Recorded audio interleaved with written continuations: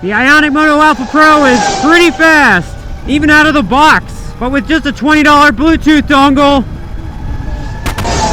you can make it even faster! Holy cow! The Ionic Moto Alpha Pro actually packs quite a punch out of the box, 6,500 watts nominal, which actually puts the RTR Sport to shame. But unlike the RTR, this packs a fardriver inside of it, and we're very familiar with those controllers now, aren't we? And that's the beauty of unlocked controllers, because it allows people like us to get in there and tweak things, remove limitations, and just make things better. There's always room for improvement. But we have a lot of disclaimers in this video, so here's the first one. Tune at your own risk. Mistakes happen. People can, and many have, blown up their bikes in one form or another. I should know, I've done that too. Improper tuning can do anything from breaking your motor to frying your controller, popping your battery, or worse, just destroying your bike altogether. But with all that out of the way, let's plug this little guy in. To gain access to the plug, we just need to remove this cover around the controller, 4 bolts all the way around. On the left side here, you'll find the wiring harness, and you basically just have to look for the one plug that's left unplugged right here, and we'll make that no longer unplugged. So now we can turn on the bike and find it in the app. Should be pretty straightforward. Keyword is should. I've done this already, but you open up the fardriver app, go to communication, select the controller, bound it to your device, and then you can see everything that you need to. But that does lead me into my next disclaimer number 2. I am not the app developer. Connecting to the controller might not be this easy. If it didn't work for you, I don't know why, but here's a few questions that you can ask yourself to help with the process. Like, is my Bluetooth on? Do I have the latest version of this app? Did I log in properly on the app?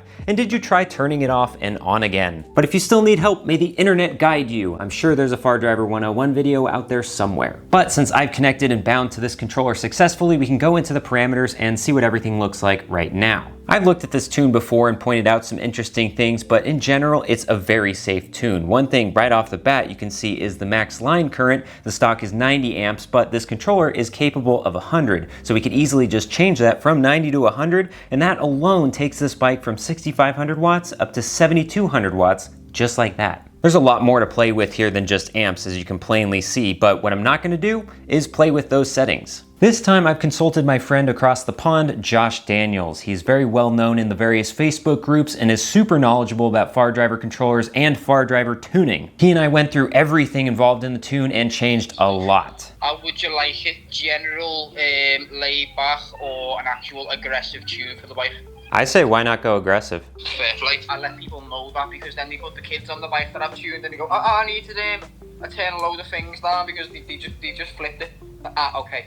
Yeah, I don't really have to worry about any little ones jumping on this thing and looping out or anything. As long as I don't loop out, I'm good. Oh, yeah, that's new to that. You looking at the ratios? Yeah, put them all to 100 for me when we do a fresh auto lane in a minute. We're gonna change them, but I know.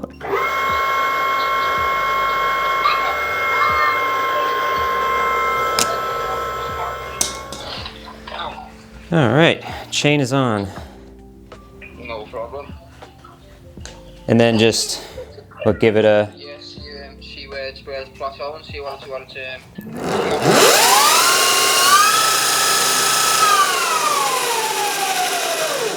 Damn. Is it feeling a bit better? That's a lot better. Holy shit. So then, disclaimer number 3. Tunes are not one size fits all. This tune was made for me with this specific bike using information that is unique to this setup and this setup alone. Copying and pasting this tune into your Alpha Pro or any other type of bike might not produce the same results, even if it has the same everything inside of this. You've been warned. We made loads of changes to this thing that I didn't even think to mess with, so much so that I wouldn't be able to give a proper summary if I tried. I guess you can just pause the video and see for yourself. I can speak to the more significant changes that were made in general, being raising the RPM limit, adding field weakening in the appropriate places, and sharpening up the throttle response. So, you want to see what it does? All right, time to get a feel for this thing. And I'm not gonna lie, I'm actually slightly nervous. So far it feels really just unassuming. I mean, I'm only like maybe an 1/8 throttle, 1/4 throttle. All right, we got a big wide stretch in front of us. Let's open it up, see what happens. Holy cow! Woo! Wow, that's something. That is something. Listen to that. it just sounds like it's ready to go. We really got to open this thing up and see what it's fully capable of doing. But before that, let's set the baseline. This is still on the stock tune, and I'm actually curious to see what the difference is now that we got the Supermoto on it. So we'll go down this stretch, get a top speed, and feel out the acceleration. See how that is out of the box. 3, 2, 1. It's still nice and punchy. But yep, right there, I feel like we've hit our limit. It says 55 and a half. And we'll see what we got in that little stretch. Yeah, so max there, 55.6, but we know that that's overestimating, so lie detector actually says 44 miles an hour. But before even tuning anything out of the box, you gotta give it credit for the initial hit that this thing has, because if you're just cruising along like this and you whack the throttle, it lifts the front up. All right, so we're gonna do that again. Exact same stretch, exact same starting point. We'll see what the top speed, what the acceleration, what everything is in this one block. Lie detector activated. 3, 2, 1, go. Whoa. You really have to weight the front because it wants to take off.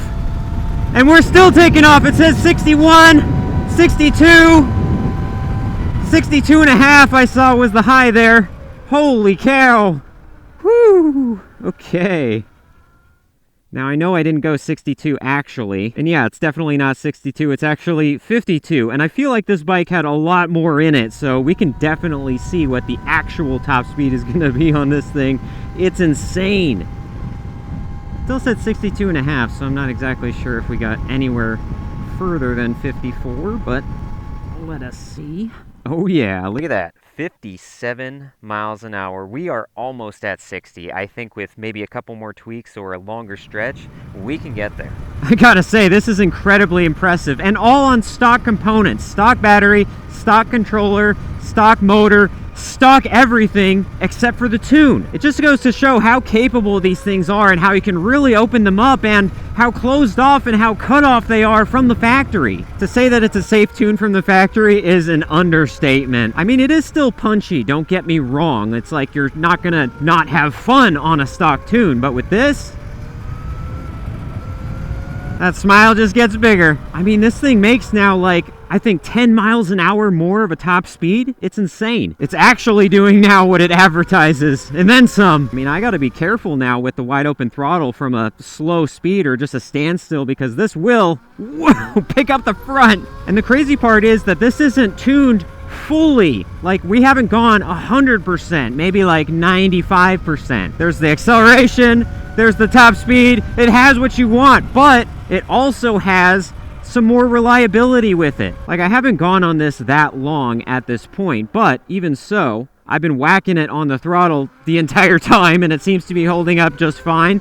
And I feel like this is enough where I can still have that reliability, meaning that it's not going to overheat, it's not going to explode on me, and I can be able to just ride it around normally if I wanted to. Because you see, with all that aggression, I can still have the slow controlled stuff like this. It's still smooth enough that I can be barely on the throttle, and I can feather it enough where I can do these little circles, tight circles, controlled circles, one-handed circles, and I'm not just twitching all over the place or looping out, anything like that. It's still manageable. It's still usable. I mean, I feel like that's the best part of this. This tune is everything. Everything is right. However, I think the big downside with this tune, as great as it is, as fantastic as it has, the whole package, the one downside is the range. We're at 14 miles right now, and it's showing roughly 50%, but we'll check in later and see what that actually turns out to be. It's crazy to think what one little $20 plug can turn this bike into. It really shows the potential with tunable controllers like the fardriver in this. And keep in mind, this is with the stock controller. Imagine what we could do with this if we put something in a little bigger, something that can handle more amperage or maybe even handle more voltage. I've ridden this bike now through a few battery cycles with the new tune, and I can attest to the fact that this is pretty reliable. I can just hop on this bike with a full battery and I can ride it non-stop until it is flat with no hiccups whatsoever. No overheating issues, nothing. It just works. This bike just rolls through the miles. And speaking of miles... All right, how about that mileage update? We've gone a good bit and just kind of looping the neighborhood right now because it's on its last breath. it is blinking between 1 and 0 on the battery bar, and I've gone 23.8 miles, so I think I'll be able to get 24 out of this safely. Now that's not exactly how many miles that I went, it is overestimating, but taking that into account, this does over 20 miles on the tune, which is not bad. I was expecting a lot worse. So I guess the downside is that there are no downsides, because if I remember correctly, when I did the range test with this on the stock tune, I got basically the exact same mileage. There's literally no downsides. I sense a big but coming though, which probably means there's a final disclaimer. I'm not keeping this tune. And not because it isn't awesome, it's just that I got this big old box, a big old heavy box of goodies to throw into the Alpha Pro here. So subscribe and stick around and see what happens to this thing. You're gonna wanna see it.